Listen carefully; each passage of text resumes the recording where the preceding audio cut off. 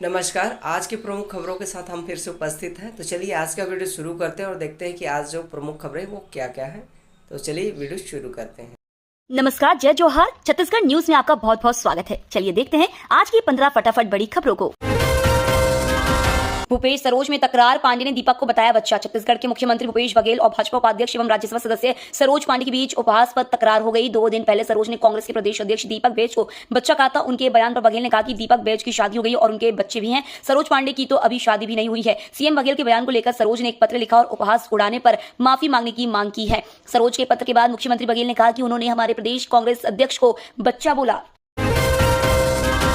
प्रियंका गांधी के चुनाव लड़ने पर बोले भूपेश बघेल, छत्तीसगढ़ में इसी साल विधानसभा के चुनाव होने, प्रदेश में विधानसभा चुनाव की आहट के साथ चुनावी माहौल गर्म है। सीएम भूपेश बघेल ने प्रियंका गांधी वाड्रा के चुनाव लड़ने को लेकर बयान दिया है। बघेल ने कहा कि प्रियंका गांधी को चुनाव लड़ने के लिए परिवार और पार्टी में आम सहमति चाहिए। उन्होंने कहा कि प्रियंका गांधी चुनाव प्रचार करने आई थी और आएंगी भी। प्रियंका गांधी अगर छत्तीसगढ़ से लोकसभा चुनाव लड़ेगी तो हम स्वागत करेंगे, यह हाईकमान को तय करना है।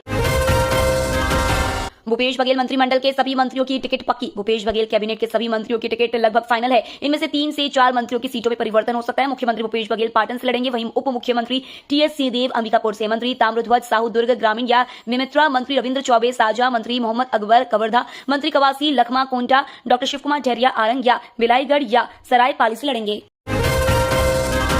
सीएम भूपेश बघेल का कमाल, छत्तीसगढ़ के सरकारी स्कूलों में बच्चे बोलने लगे फर्राटेदार अंग्रेजी। छत्तीसगढ़ के शासकीय अंग्रेजी माध्यम के स्कूल आदिवासी समाज के बच्चों के लिए वरदान साबित हो रहे हैं। प्रदेश की भूपेश बघेल सरकार के प्रयास से वनांचल क्षेत्र के सबसे पिछड़े कहे जाने वाले बेगा आदिवासियों के बच्चों को भी पढ़ने आगे बढ़ने का बेहतर माहौल मिल रहा है। आर्थिक तौर पर कमजोर परिवार के प्रतिभाशाली बच्चों को जीवन की मंजिल हासिल करने का मौका मिल रहा है। गरीब घरों के ये बच्चे हिंदी के साथ साथ अंग्रेजी माध्यम से भी शिक्षा हासिल कर रहे हैं।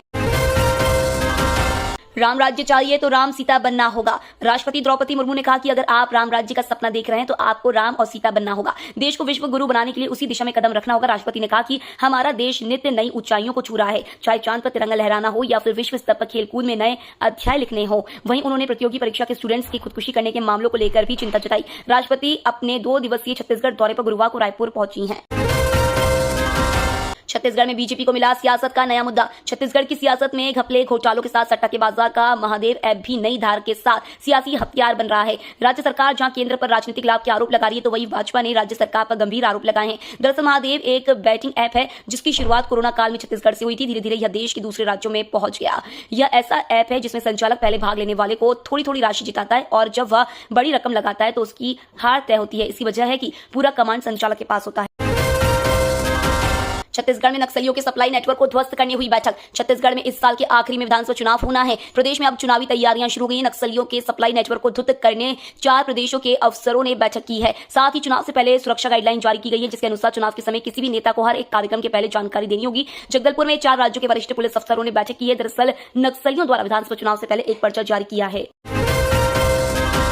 छत्तीसगढ़ में मेगा प्लेसमेंट कैंप का आयोजन। जिला रोजगार कार्यालय के माध्यम से जिले में मेगा प्लेसमेंट कैंप 2 सितंबर को सुबह 10:30 बजे से आयोजित है। इसमें 831 पदों पर भर्तियां की जाएंगी। मुख्य रूप से आईटीआई और डिप्लोमाधारी आवेदकों को नौकरी मिल सकेगी। संजय रुंगटा इंजीनियरिंग कॉलेज कोहका में प्लेसमेंट कैंप आयोजित किया जाएगा।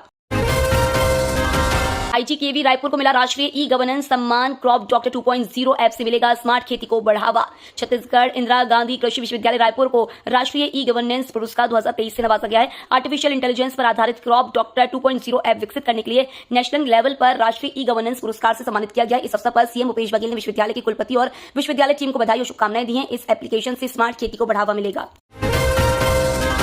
छत्तीसगढ़ के नहीं रहे वरिष्ठ कांग्रेस नेता इकबाल अहमद रिजवी। वरिष्ठ अधिवक्ता और छत्तीसगढ़ कांग्रेस के वरिष्ठ नेता इकबाल अहमद रिजवी का निधन हो गया है। वे काफी दिनों से बीमार चल रहे थे। तबीयत खराब होने पर उनको एक निजी में भर्ती कराया गया था, जहां उन्होंने आज अंतिम सांस ली। इस आशय की जानकारी इकबाल अहमद रिजवी के भतीजे फराज अहमद रिजवी ने दी है। बता दें कि इकबाल अहमद अधिवक्ता थे, इसके साथ ही रायपुर के डिप्टी मेयर रह चुके थे। वहीं मध्य प्रदेश में एमपी पाठ्य पुस्तक निगम के चेयरमैन भी रह चुके हैं।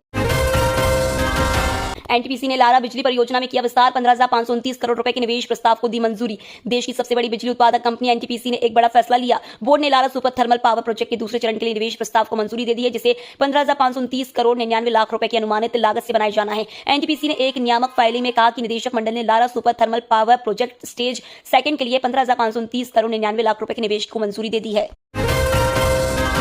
आज को लॉन्च होगी मेरा बिल मेरा अधिकार पहल। ग्राहकों की तरफ से सभी खरीदारी के लिए बिल मांगने को प्रोत्साहित करने के मकसद के लिए सरकार यह पहल लेकर आ रही है। शुरुआती दौर में यह पहल असम, गुजरात और हरियाणा राज्यों में शुरू की जाएगी। इसके अलावा इस केंद्र शासित प्रदेश पौंडीचेरी, दमन और दीव और दादरा और नगर हवेली में भी शुरू किया जाएगा। बता दें कि इस योजना को केंद्रीय वित्त मंत्री निर्मला सीतारमण की तरफ से शुरू किया जाएगा। केंद्र सरकार का बड़ा ऑफर, 200 रुपए की करें शॉपिंग, पाए 1 करोड़ जीतने का अवसर। केंद्र सरकार 1 सितंबर से मेरा बिल मेरा अधिकार नाम से goods and services tax scheme launch करने जा रही है, जिसके तहत ग्राहकों को करीब 200 रुपए की शॉपिंग करने पर करीब 1 करोड़ रुपए तक के कैश प्राइज जीतने का मौका मिलेगा। केंद्र ने कहा है कि वह सभी खरीद के लिए बिल मांगने वाले ग्राहकों की संस्कृति को प्रोत्साहित करने के लिए मेरा बिल मेरा अधिकार पहल शुरू करेगी और इस योजना के तहत हर तिमाही में 1 करोड़ रुपए के 2 बंपर पुरस्कार दिए जाएंगे। एक देश एक चुनाव पर बिल ला सकती है मोदी सरकार। केंद्र सरकार ने 18 से 22 सितंबर तक के लिए संसद का विशेष सत्र बुलाया है। सूत्रों के अनुसार 5 दिन चलने वाली इस विशेष सत्र में सरकार एक देश एक चुनाव पर बिल ला सकती है। गौरतलब है कि इस बिल पर काफी समय से बहस चल रही है। वहीं इस बिल को लेकर कई राजनीतिक दल विरोध कर रहे हैं।